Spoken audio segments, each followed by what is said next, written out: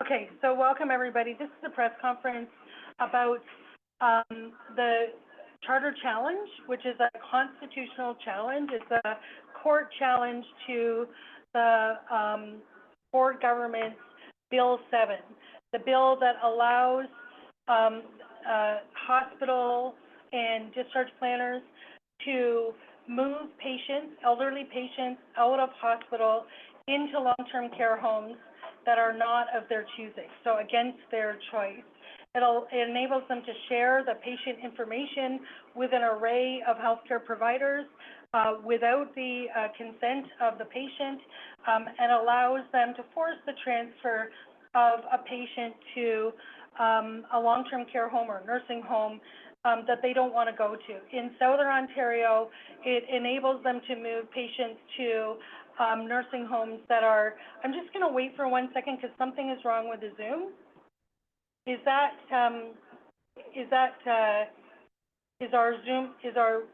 our live stream actually working, or is that showing on the live stream? That is showing on our screen. Okay, so we're okay? Do I need to start again? Okay, so it enables them to move people to long-term care homes up to 70 kilometers away in Southern Ontario, or in Northern Ontario up to 150 kilometers away, if you can imagine that, and further if there are no beds available, which is often the case. So we have, the bill was brought in August of 2022, and it was made effective as of November, or the fall of that year. Since then, we have advocated for a whole bunch of patients who have been in this situation where they're being pushed out of hospitals into places that are not of their choosing, that are not appropriate for their loved ones, really in the very worst time of their lives. And so today we're going to talk a little bit about what's actually happening on the ground as a result of this legislation. And Monday and Tuesday, the case is going to be argued in the Ontario Superior Court of Justice, starting at 10 a.m.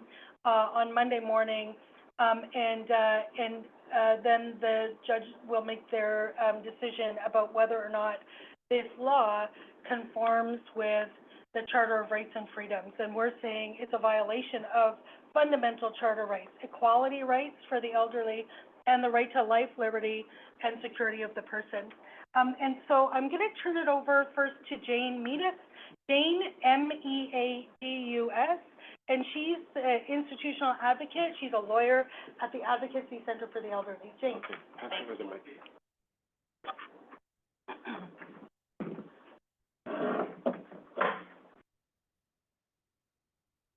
Good morning. Thank you for being here today. So the Advocacy Centre for the Elderly, for those of you who don't know, is a legal clinic for low-income seniors. We're located in Toronto, but we do assist people province-wide, especially on the issues related to long-term care and discharge from hospital. Discharge from hospital has probably been one of the #1 calls that we've had in our office for many years.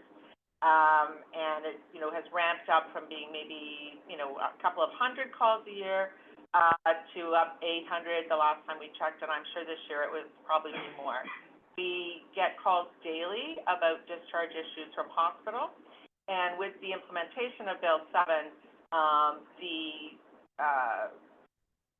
callers, and whether they be the patient or their family members or substitute decision makers, are absolutely devastated about what's going on. They get confused. They don't know what's happening. And the use of Bill 7 has really become this threat to people, to intimidate them, to go to places that they don't want to go, in a way that we have never done in Ontario before. Ontario has always had choice in long-term care, and that doesn't necessarily mean that people wait 10 years in hospital. That's a very unusual situation where what you're going to hear from the government, that people are waiting.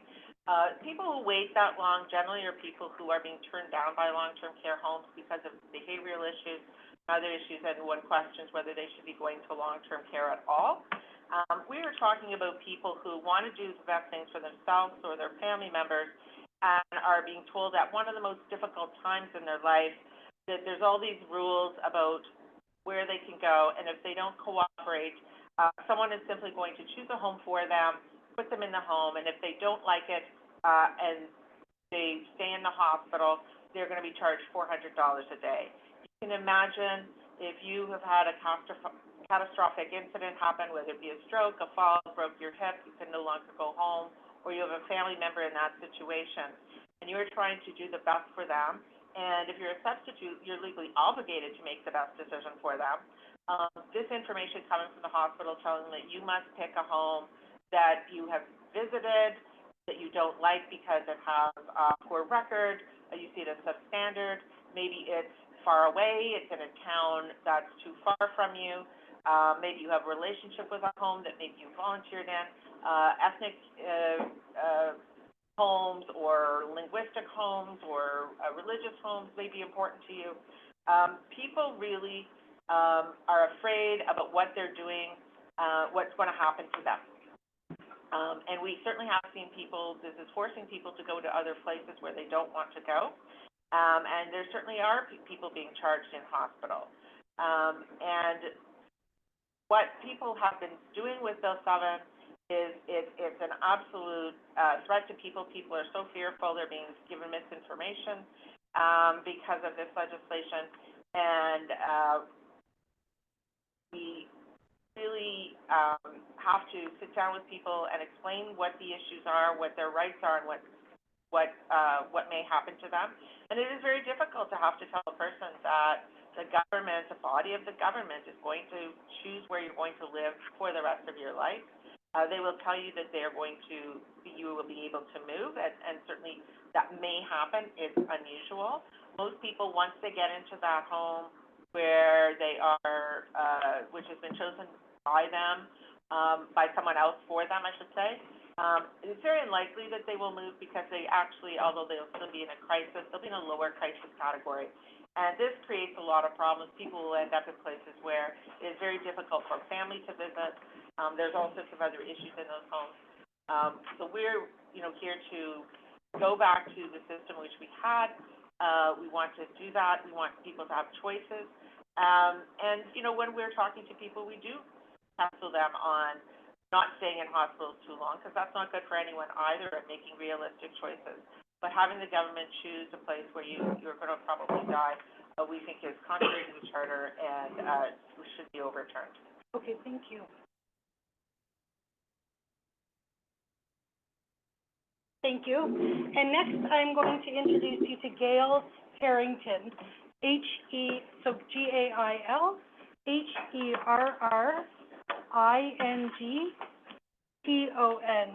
And Gail is going to tell us about her husband, Rick.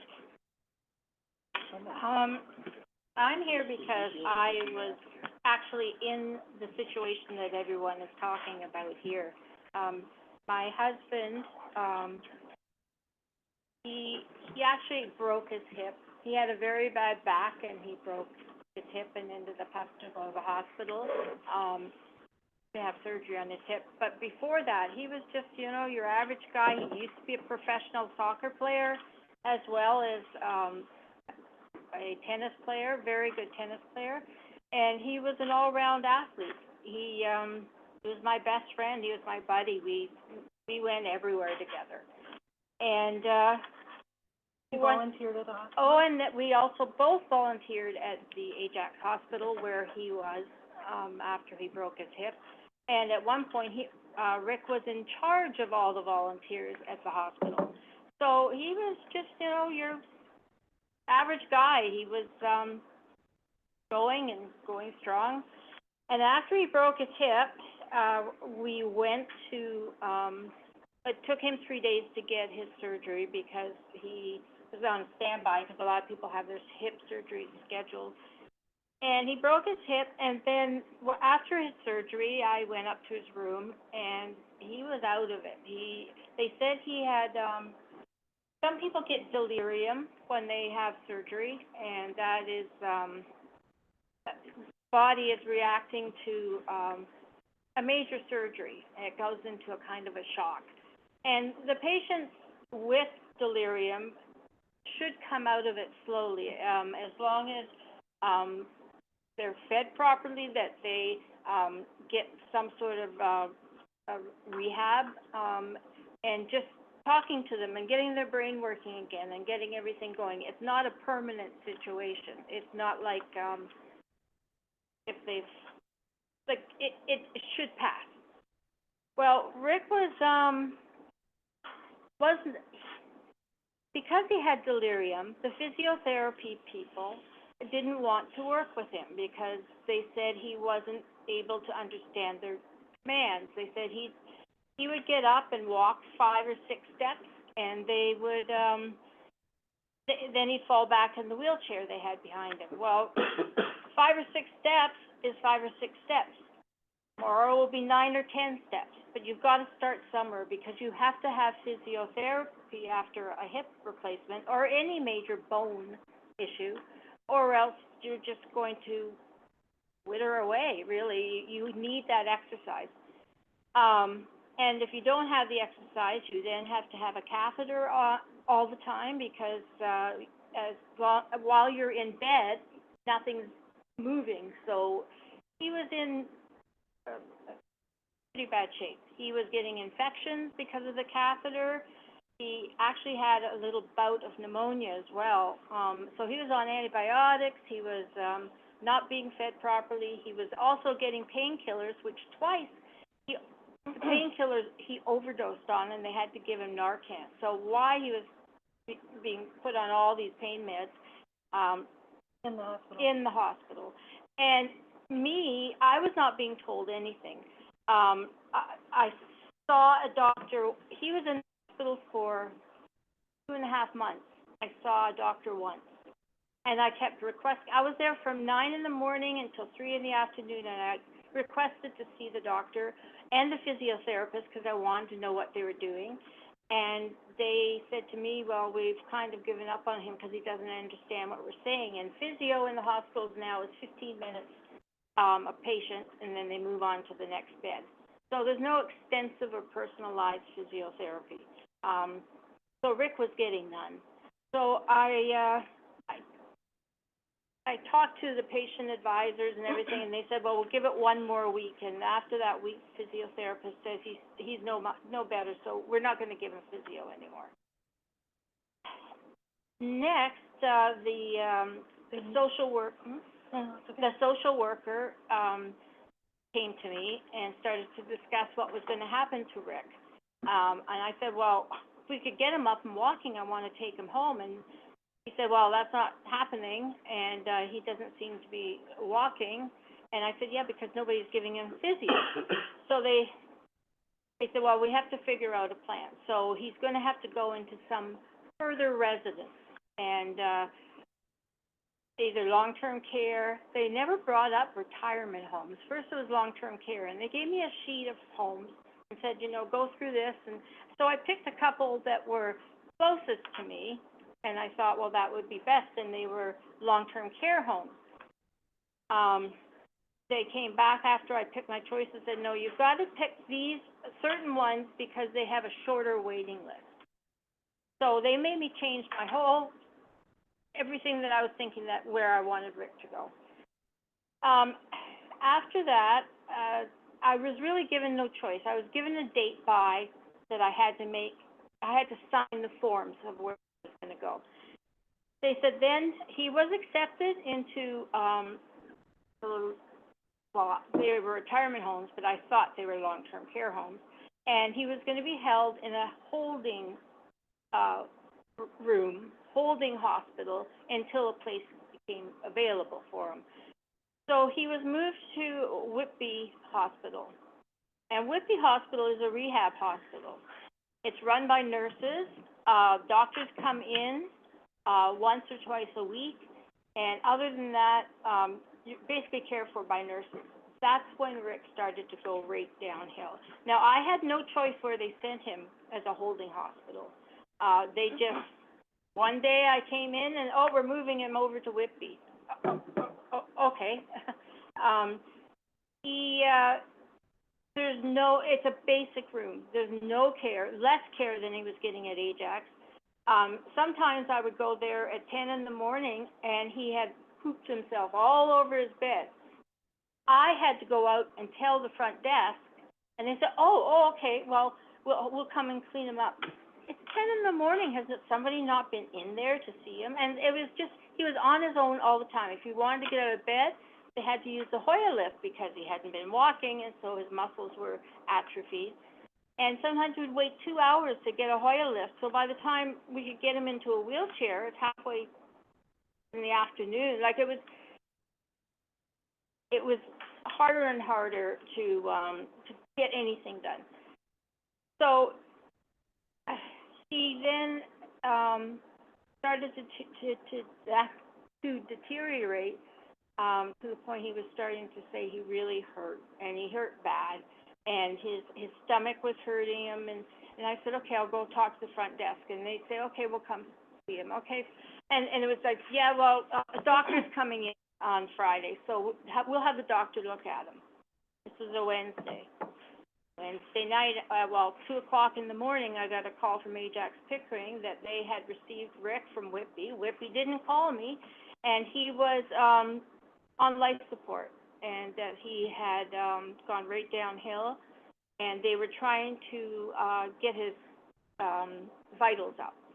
And they said, do you want us to just let him go now, or try to get his vitals up and have him on life support? So well, at least let's try to get him up. And they said, well, we really don't think he's going to come out of this. So that was Wednesday night, and then by Thursday, his vitals, his blood pressure was 48 over, 20 or something. It was almost non-existent. And they said, the doctor said, well, he's probably only going to last for another day. And so I went home, and I came back on the Friday morning and said to them, well, let's just let him go. And I'd rather be there with him than have him pass away when I wasn't there.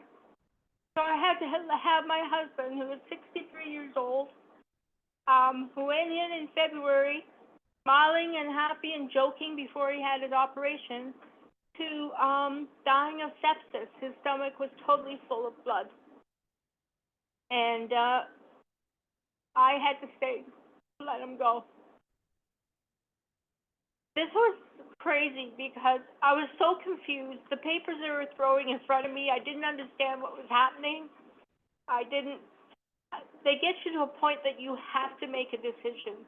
You have no other decision. Like, if they'd only got him to the point where at least he could stand up on his own and walk, I could have taken him home and taken care of him. And I was willing to do that. But they didn't. He just slowly passed away over a couple of months. And so that was my story with this. And I think people are being pushed into situations that are not good for the patients and are not good for the families. And I think we should think about the families and the patients. 63 was too young to die. And I missed them. So when, at the end, while he was dying of sepsis in the hospital, they were trying to force Rick out to a retirement home, to a transitional unit in a retirement home. They had told Gail that the long-term care homes that she had chosen, she was not allowed to choose, which is illegal. They can't do that. And they forced her to choose others. Then they put retirement homes in front of her without really explaining that they're not equivalent. Retirement homes are not healthcare facilities. They are not. They're not under any healthcare legislation. And he needed critical care. He was acute. He needed acute care, and they had they threatened you. Can you just tell them what they threatened you with in order to push him out just before he died? What, money-wise? Yeah. Yeah. If I didn't accept one of the homes that they wanted me to go into, or if I signed the paperwork and then I decided not to, they were gonna charge me $400 a day. When I finally It signed was the more than paper- that though, right? $400 a day? No, it was that before, it was $400. Okay. But they, I'm on CPP, so I'm on old age security and CPP. They still were gonna charge me $700 a month for him to go, and that's a subsidized rate. I wouldn't even have enough money to pay rent. And they were starting to charge me as soon as he went to Whitby Hospital. So he was still in a hospital situation, and I was being charged because he was on a waiting list to go to a home. I'm so sorry that happened to you and to Rick. And, I'm gonna ask Chris. Chris, actually, we were speaking this morning. This is MPP Chris Glover, and, CHRISGLOVER. And, this is not a partisan thing. It's that Chris, I've been working with Chris and his family, because his brother is in the hospital in this situation. And we were speaking this morning, and I asked him, if he would come there currently in this situation.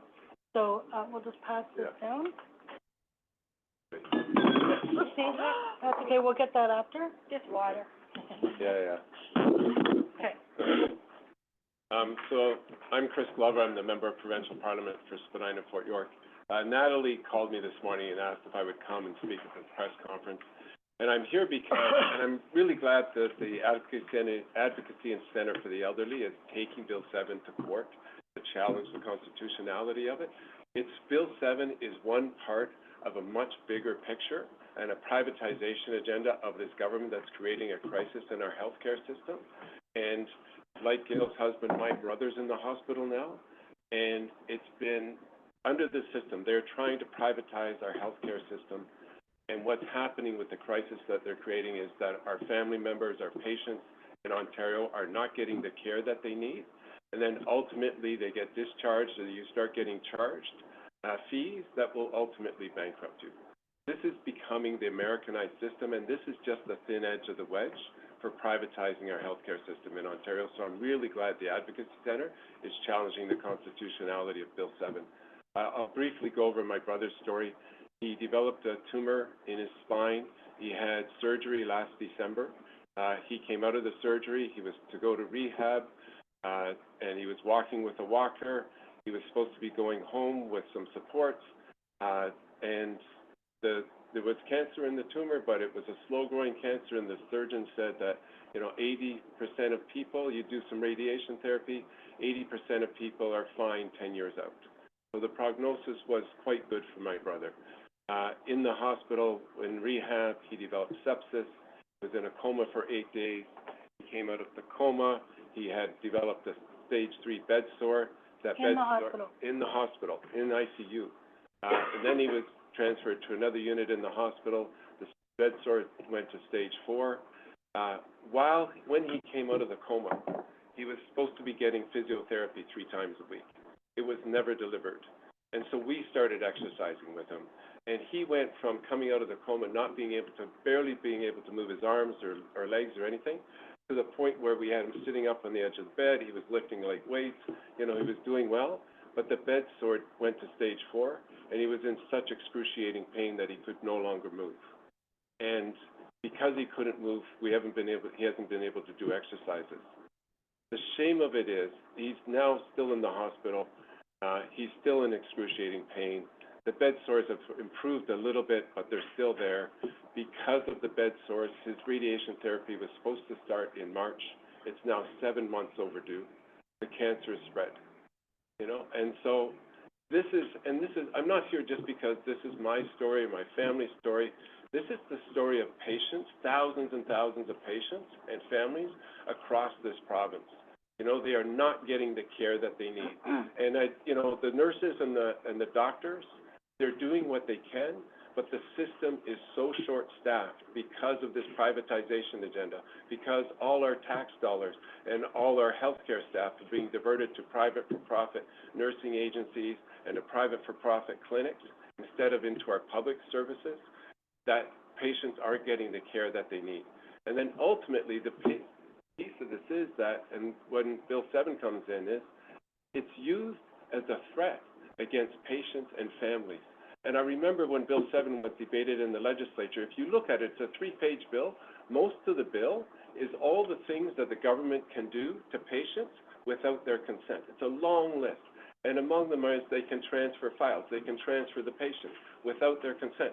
It's an egregious attack on the fundamental charter rights of patients and particularly seniors. And so that the Advocacy Centre for the Elderly is taking this to court, it's absolutely necessary to be done because we need to restore the rights of seniors and patients in this province.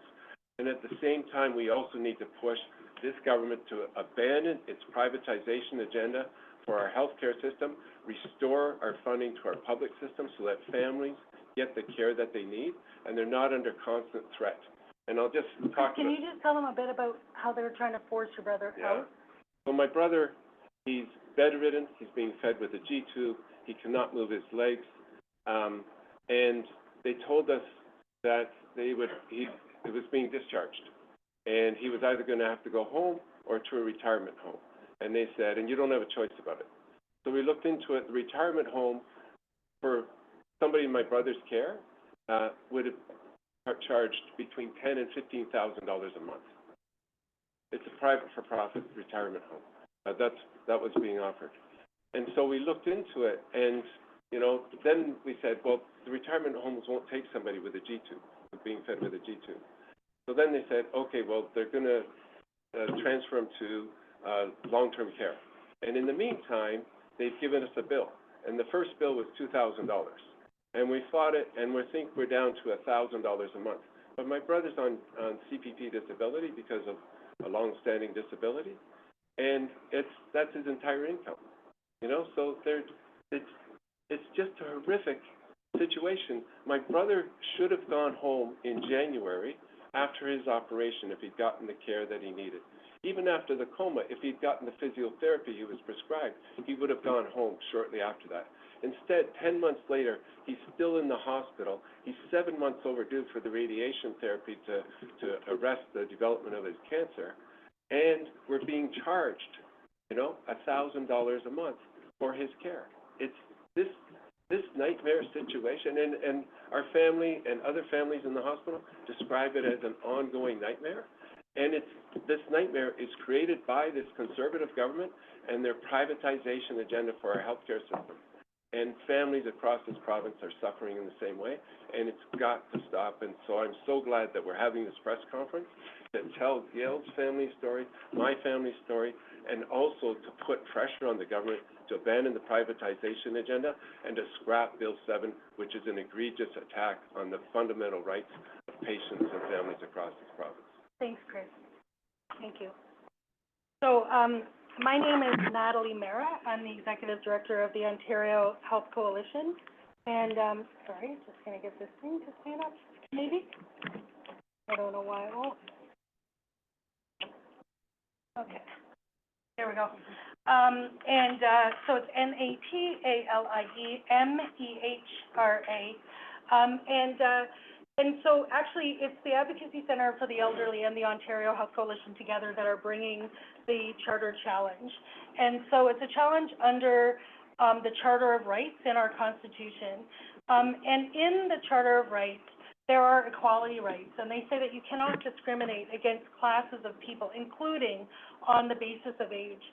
Almost exclusively, the patients who are targeted for this kind of treatment in hospitals are the elderly. They do not do this to healthy young 30-year-olds who are in hospital. They do it to the elderly, and they have overridden their rights to informed consent, a right that every other patient in hospital enjoys, or every other class of age enjoys. And they're doing it to hundreds and thousands of people in order to move them out of hospital beds to clear ways for other patients.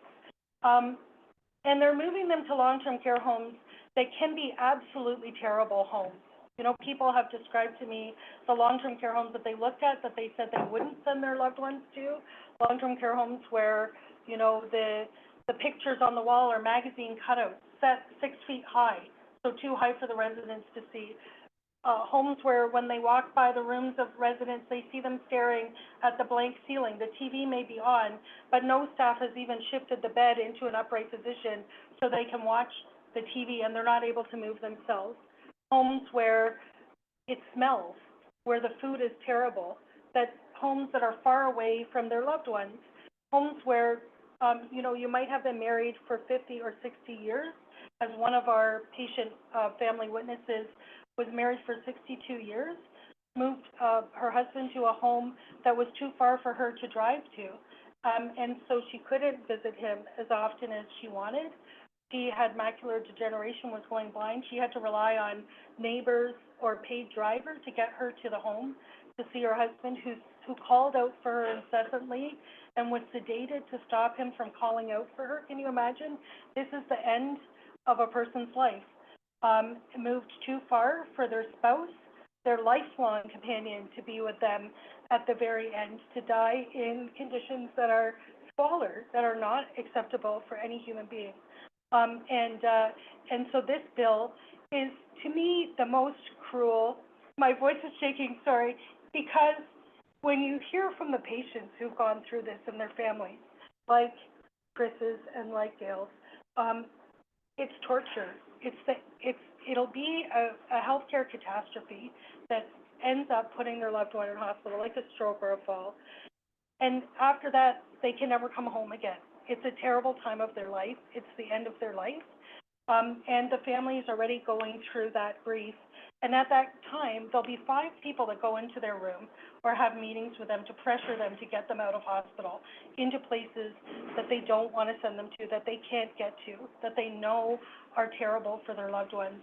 It's the worst thing, and it's happening under this bill. And the coercion is, if you don't go, we'll charge you $400 a day. I don't think there's any moral code that would say that that's acceptable, but that's what's happening. So we're going to court. We're going to court on Monday. We think we have a very strong case. We hope that we'll win, and if we win, it should be the end of this regime of forcing patients out of hospital in this way. There are 2 things I want to just add.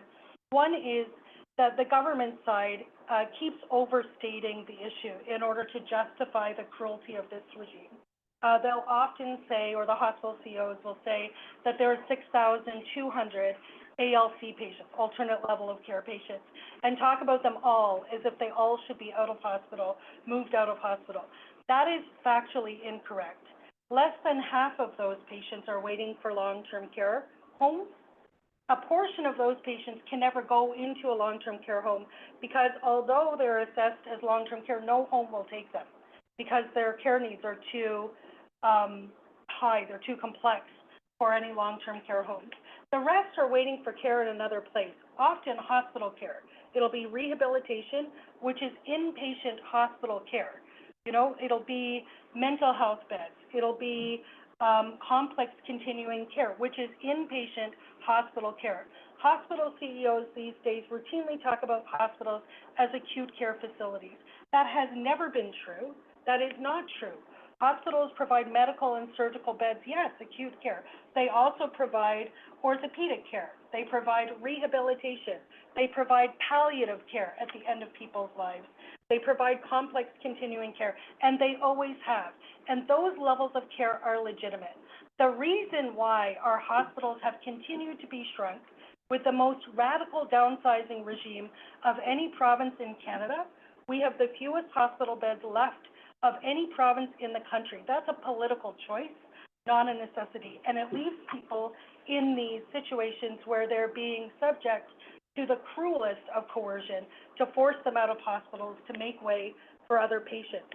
But the reason why is that every service cut from public hospitals is privatized, and our public hospitals are public. And, that is actually the agenda. And so I just want to be very clear that, one, we have too few hospital beds by far. We're about 15,000, 14,000 short of the average of the rest of Canada.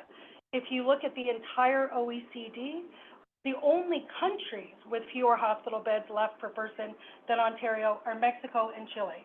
We have too few long-term care beds, and they're not being built quickly because the government has chosen a capital redevelopment plan, so a building plan, a bricks and mortar plan that emphasizes giving the homes to for-profit entities, and they haven't built them, even though they've been allocated them. Why?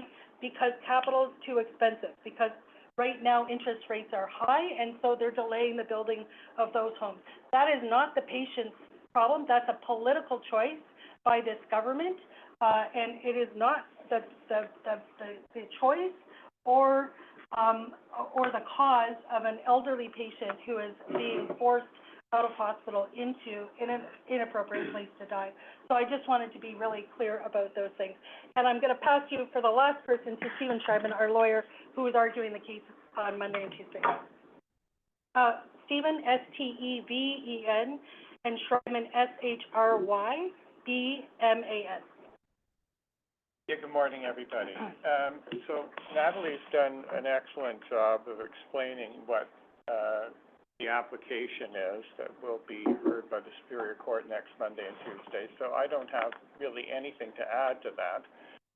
But I'm here in case anybody has any questions about the legal procedure or the law that's engaged by it. So happy to answer them if you have them. Okay, so we'll open it up for questions.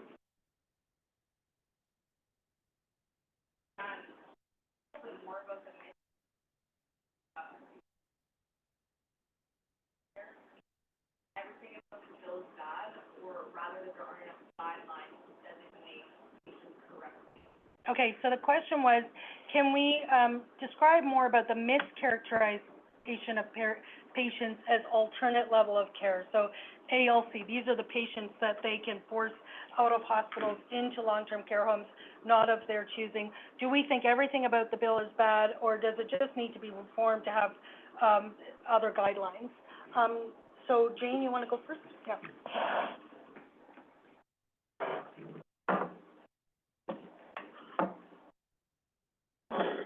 So, alternate level of care, we certainly see patients that are, as we heard today, that are probably being made alternate level of care early.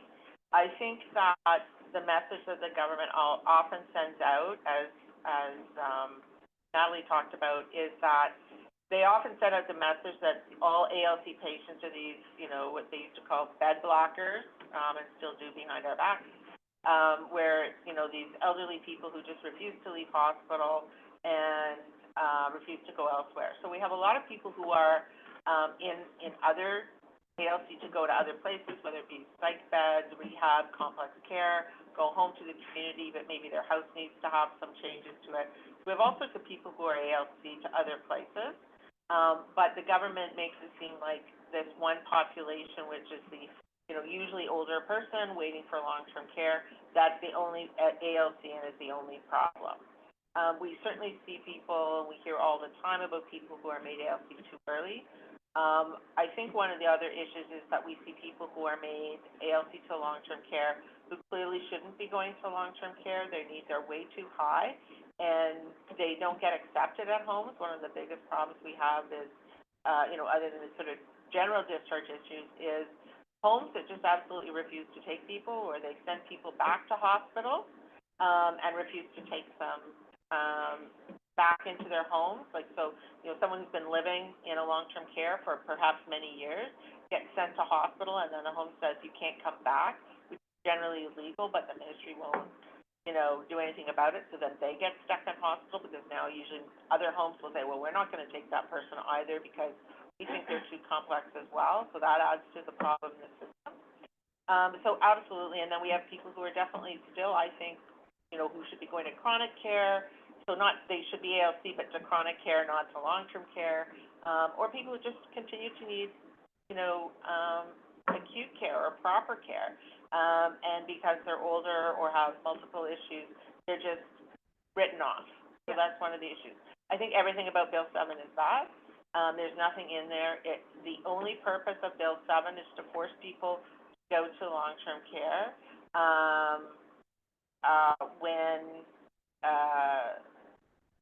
to long-term care homes that they didn't want to go to. So it may be forcing people to go to long-term care when they don't want to go there at all, or it may be force them into homes that they didn't want to go to. if I had one thing that I would say is okay, it's the setting of what we call the uninsured rate. So if a person is legitimately, offered a bed, so if I put down, Happy Valley on my list, and then I get offered a bed, and I say, I don't want to go to Happy Valley, I'm going to stay in hospital, you don't have a right to do that, right? If I've chosen a home properly, not with all this pressure, but if I've chosen it properly and then I just decided not to go, the hospital may not be able to discharge me because that would be a breach of the duty of care. That person could not be cared maybe in the community. So it's regularized that rate. The hospitals used to charge anything they wanted, $1,700 a day, $2,000 a day. So I guess, that would be the only thing, but it should not be used as a threat against people. It should be used as, to understand that you can't simply stay in a hospital if there's a proper discharge that you've, sort of agreed to and the process has been done properly. Have you ever That's not seen a what happened. patient in that situation, just to put it in context? Have you ever, or like, how common is that? To have someone charged the 17 or? No, for them to refuse to go where they chose to go. It doesn't happen very often. Okay. And, there's a lot of issues around when it does happen. It usually shouldn't have happened. There's misinformation. But certainly, I've been doing this for 30 years, so people who refuse beds that are offered, there would usually be some very good reason for that refusal. There would be some change or something had happened. So it certainly isn't something that would happen, but what we did prior to that is, again, the threats of the money. But what's different now is the ability of the, a government body, Ontario Health at Home, to choose homes for you, without your consent. Okay. Yep, so the alternative level of care, that term has been around for a long time, but it never had a definition in law. It was the administrative designation for hospitals to manage the flow of patients through the hospitals more efficiently, and was a signal that it was time for the patient to move from acute care or from rehab or wherever they happen to be to another setting. And virtually all hospitals used it and all clinicians applied it. What happened with Bill 7, it was given a statutory definition, and for the very first time there were legal consequences that followed whether somebody was designated ALC or not. And the legal consequences, as other people have described here, is losing your right of self-determination and free choice, informed consent, with respect to where you will almost certainly spend the remaining months of your life. That's what's changed. And there's a big debate in our case and a big dispute between our experts and theirs about whether that term is consistently and accurately applied. And we say it often isn't, and they concede mistakes are made. But one of the issues that is also agreed to is that hospitals pressure doctors and clinicians, and they can be nurses, not just physicians, that are empowered to make that designation, to either designate somebody prematurely, which is one of the observations that our experts make, or not designate them, because they don't want the patient to be designated long-term care. Crown's witnesses have described this phenomenon because once they're designated long-term care, the hospital knows they will be in the hospital for some time, waiting to transition to long-term care. So the consistent approach of hospital administrations is either designate them or don't designate them, whatever is going to get these people out of the hospital as quickly as possible. So it's not a term that's defined. It's defined in the statute, but there are no criteria delineated. When doctors are questioned about what the term actually means, their doctors, the ones they called as witnesses, they all had a different definition. We have no idea what a nurse in a hospital in Thunder Bay or Sault Ste. Marie or Windsor might understand the terms to mean. But now, when that designation is made, it opens the door to all of the deprivations that Bill 7 visits on patients who find themselves in that circumstance of being described as not requiring the intensity of resources and care that's available in that particular setting. Sorry. If I can just very clearly from us and very succinctly say, for us, alternate level of care is completely arbitrary. You know, and for Chris's brother, in his situation, for example, you know, we go into these meetings with 5, 6, 7 people from the hospital to pressure the family to move him out. They said when they were moving him from a medical bed to a complex continuing care bed, which is a level of hospital care and the level that he needed, he had a stage 4 bed sore, he had a cancer, he was completely immobilized, he required a lift to be able to move. They said nobody in that hospital is admitted to complex continuing care without being determined to be ALC to another destination. So completely arbitrary. You know, you can't say that. Complex continuing care is a destination. It's a bona fide level of care in a hospital. You can't designate everyone going to complex continuing care as ALC in a bid to force them out of the hospital. You can't do that. We have the right to hospital care under the Canada Health Act, but not in this hospital. And so it's abused, it's misused, it is arbitrary. It's not a clinical diagnosis. It's an administrative term used to denote patients that are in a bed that they shouldn't be in. So they might be in a medical bed but require a mental health bed, or they might be in a surgical bed post-surgery and they require rehab. You know, that's all it means. I think it should be broken up. The Health Coalition has called for this. It has become the replacement of bed blocker. People are treated in terribly cruel ways once they're designated as ALC, and the whole regime needs to change around it. And no, there's nothing redeeming in Bill 7 to us. Thanks for the question. Sorry for the long answer. Any other questions? Go ahead. Suppose that the support challenge is successful. Just curious about, like, and perhaps this is for the government to make of it, but is it issue of competing rights? Like, would someone who is considered alternate level of care, retains the right to remain in hospital until they find a home of their choosing? Would that potentially affect other patients and their ability to receive care if there's no beds available? Well, if a government chooses to cut the number of hospital beds, and by that I mean beds staffed in an operation, down to the most radical low of any jurisdiction, and so therefore there aren't enough beds for people. And if at the same time they decide not to build long-term care beds to provide care for those people, then of course they can claim that there's a competition for too few beds, but there are multiple solutions to that.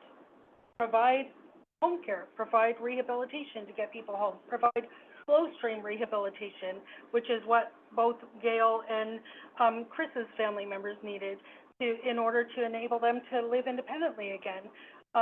Provide long-term care beds and increase the number of hospital beds. Ontario funds its hospitals at the lowest rate in Canada, has the fewest hospital beds left of any rate in Canada, of any province in Canada, and we're at the very bottom of the entire industrialized, developed world. So you can't then say, oh, in a competition for too scarce resources, we're going to take the elderly, strip them of their human rights, and say, get out of the hospital and go die somewhere where there's no one to care for you, where the care is inappropriate, where your family can't reach you. It's grotesque. Mike, to add to that? So there's actually sort of a bit of a perverse result of this legislation. So prior to COVID, patients in hospitals were not deemed crisis. They had to wait on just a lower waiting list like everyone else. And during COVID, for reasons that we understand, they were placed temporarily. All hospital patients who were waiting for long-term care went up on the list to the crisis category, okay? And one of the things that Bill 7 has done is to enshrine that permanently. It was supposed to disappear they passed the Fixing Long-Term Care Act in the spring of 2022, and part of that legislation was that they were going to get rid of it. And then all of a sudden in August, they said, oh, no, we're going to make it permanent. So within a 4-month period, they absolutely turned 180. But what happens because of that, it means that hospital patients and their, you know, in their guidebooks where they're talking about when you have a crisis, you know, how do you place people? The hospital patients are getting priority over most people in the community. So we have a large number of crisis people in the community, usually people who are have deteriorated, caregiver burnout, so an 80-year-old trying to take care of her 85-year-old spouse who's, you know, maybe they're getting 6 hours a day, but that means that they have 18 hours a day they have to care for them. So people are burning out. They can't provide care, but they can't get into long-term care because now the queue is straight from hospital to long-term care. So much fewer people from the community on crisis are getting to long-term care, and virtually no one from the regular lists are going. So you have to be on the crisis list. So how do you get into long-term care? You have to go to the hospital. So you're going to have that person in the community finally fall and break their hip. Yay, now they can go to the hospital and get into long-term care. Not what we should have. We have people who, the caregiver burnout. We have the caregivers themselves, because of the situation, they are becoming so ill themselves, then you end up with 2 people in the hospital having to go to long-term care. So I think that it's ended up with this perverse situation of people actually having to go into and be admitted to a hospital to even go to long-term care. Any other questions? Are there any on the Zoom? No questions as of yet on the Zoom, but okay, we do have a question on the Zoom from Sinead Dougal of the Trillium. Just give me 1 second. Okay, you can unmute yourself now. Hi, good morning. Thanks for taking our questions. So I just wanted to clarify in terms of the court challenge, is the ultimate goal for the courts to essentially strike down like Bill 7 and have the government, you know, and repeal the entire bill? Is that kind of the ultimate to get rid of entirely of Bill 7? Yes, with one qualification. There are 3 provisions in the bill which have nothing to do with removing the authority or the free choice of ALC patients. So they have to do with they're almost administrative or housekeeping reforms that have to do with the licensing of long-term care homes, so are unrelated to the issues at large in the litigation. So, but for those provisions, yes, everything else would be struck if we succeed. Okay. So how to word it is everything to do with this regime of overriding patient consent and forcing them into places against their choice, against their right to informed consent. Yeah, everything to do with ALC patients would go. We would be returned to the status quo ante, the way things used to be. That we're actually working as well as they could, in our view, in light of the fact that we have far too few hospital beds, far too few long-term care home beds, and even fewer long-term care home beds in homes that can provide any reasonable standard of care. Those were the problems. And there's probably no constituency in the province that suffered more from the failures of our healthcare system to provide for their needs than this group of elderly, ill, often suffering from dementia patients who were, if anything, the principal victims and certainly not the causes of the structural problems, the result of failed government policies, practices, and funding arrangements that have been in place for too long and that, as people on the panel have described, are getting worse. Thanks. Thank Did you have a follow-up? I did. Thank you. And sorry if this was already addressed, I just had to step away for a couple minutes.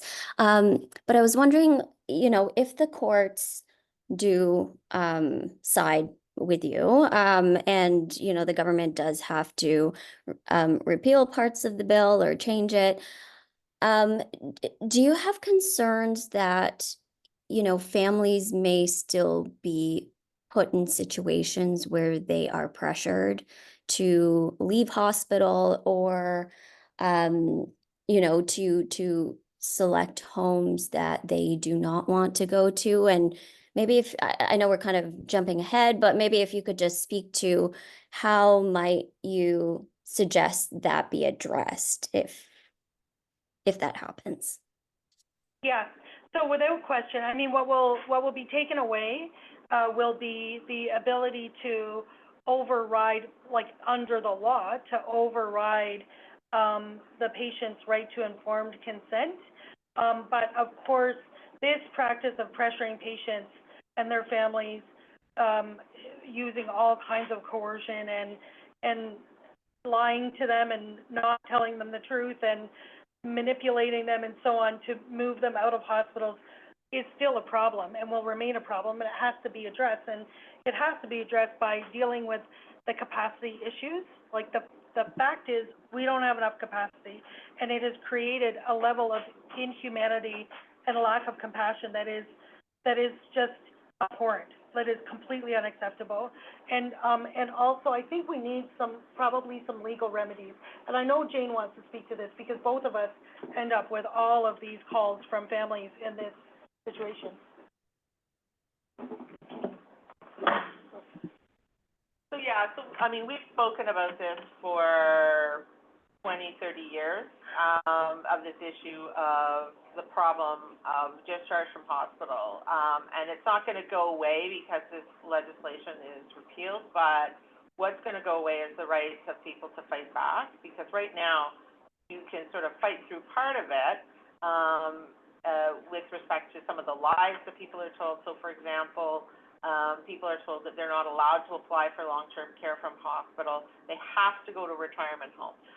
Retirement homes are not part of our healthcare system. They don't provide similar care. They're not legislated, regulated the same way. They are not appropriate. You don't have to go to a retirement home, yet people are told this even today all the time. We can fight back against that because it's not true. But if they then stay in the hospital, what happens is they then say, okay, well, you're going to stay here, then we're choosing the homes for you, and you have to go to, this home that you don't want to go to. So this bill has removed choice that we can't fight against except for through this charter challenge, and that's why we're trying to get that to change. What we want is a regime where people are told the truth, told what the risks and benefits are properly, told what their, true options are with respect to either staying in hospital, because as you've heard today, staying in hospital isn't necessarily always, the best solution for everyone, especially an elderly person. We do have those conversations. But what we don't want is for, them to continue lying, and that's something, or misinforming people. That will continue if this bill is struck, this legislation is struck down. And that's something we're going to have to still fight against, but at least we have the law on our side then. Right now, there's a tool there that we just, other than this charter challenge, we're not able to tell people that they can't be forced into a long-term care home, or have the $400. Thank you so much. So just very quickly, are there others on the Zoom that have questions? We'll try and make our answers brief here because of the time. No one else has indicated that they have a question as of yet. Okay, last call? Okay, well, thank you very, very much. Oh, sorry. And what's the address on University? 61 University. Okay, so on Monday and Tuesday, the charter challenge is being heard at the Ontario Superior Court of Justice, 361 University, and the courthouse number? I believe it's courtroom 410. 410. We'll put out media advice. The address of the court is 361 University. Yes. We don't know what the courtroom. Oh, you don't know the courtroom. Oh. Sorry, I apologize. Until the morning of. Until the morning of. So it starts 10 a.m. on Monday, 10 a.m. on Tuesday, and 361 University, the Ontario Superior Court of Justice. Thank you so much for coming. Thank you very much. Bye now.